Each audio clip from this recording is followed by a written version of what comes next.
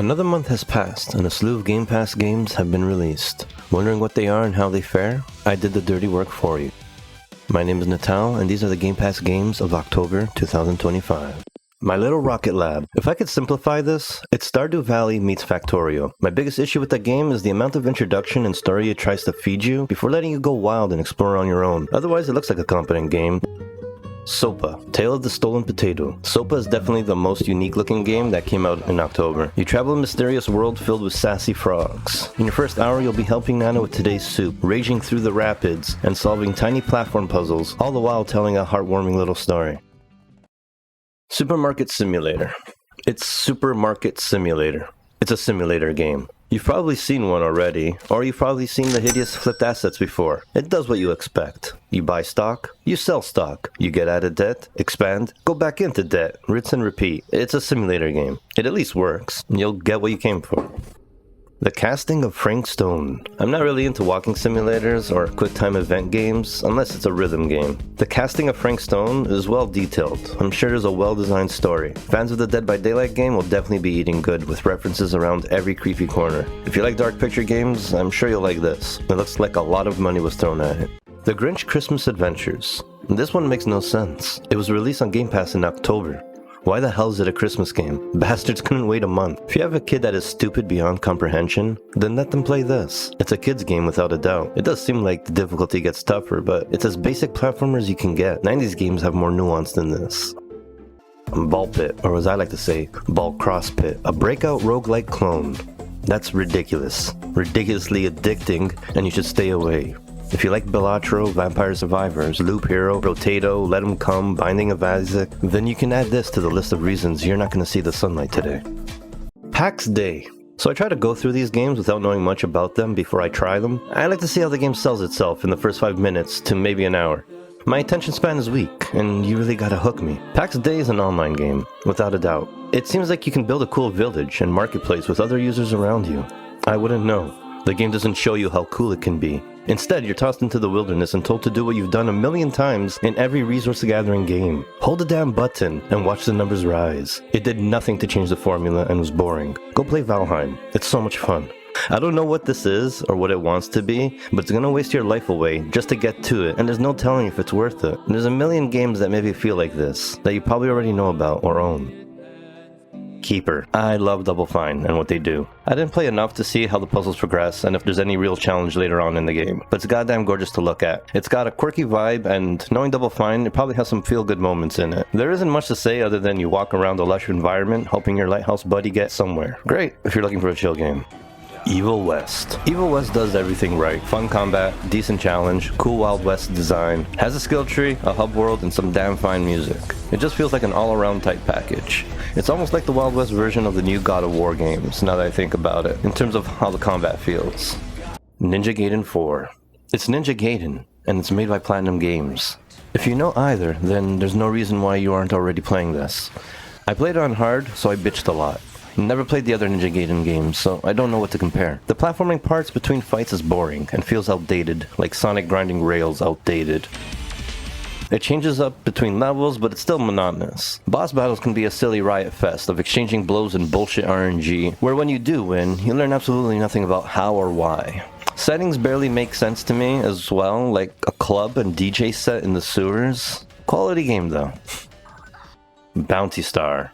You like mech games? This is a mech game. You played mech games before? Then you probably played a better game. Bounty Star is a small arena style battler with a little shack to call your own and build and repair or customize your character. It does nothing to stand out from the other games in this genre, except maybe give you a unique story to follow.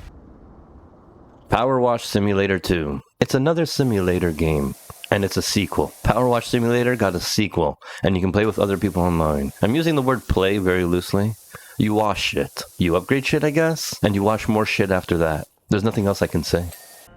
Pacific Drive. This game just looks sick. It plays well, great concept. You have a car you need to keep up mechanic style, while exploring the post-apocalyptic depths of the unknown, scavenging for parts and taking directions from unseen voices. If any of that tickles your fancy, or you're just looking for something new and unique, this game does it right.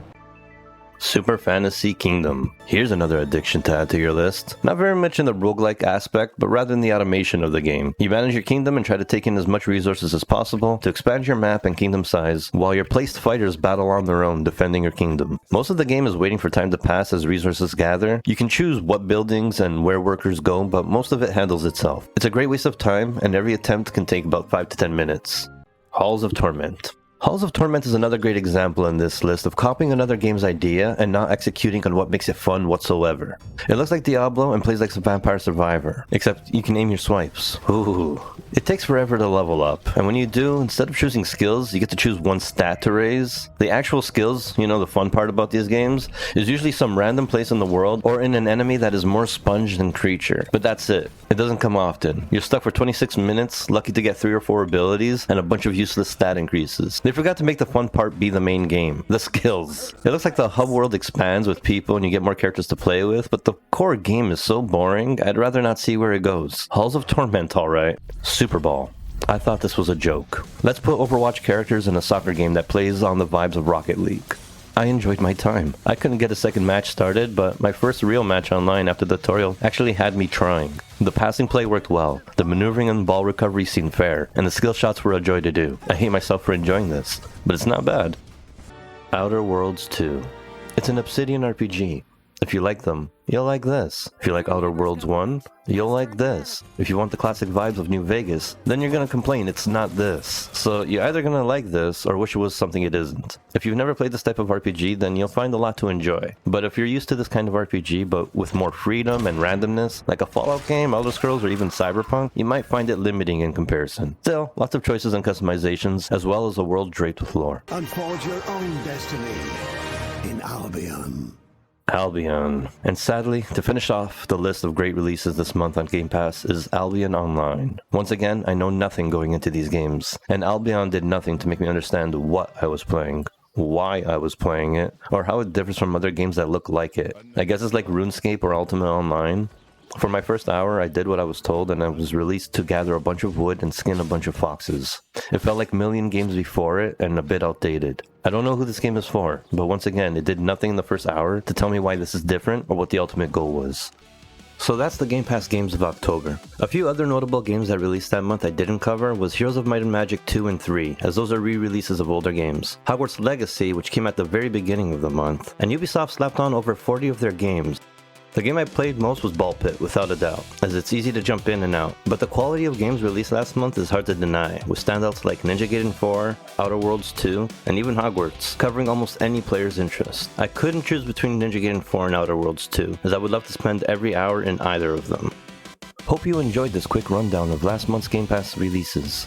If you like what you see and want to see more, a like and subscribe can get you more, and help me a bunch. Thanks for watching.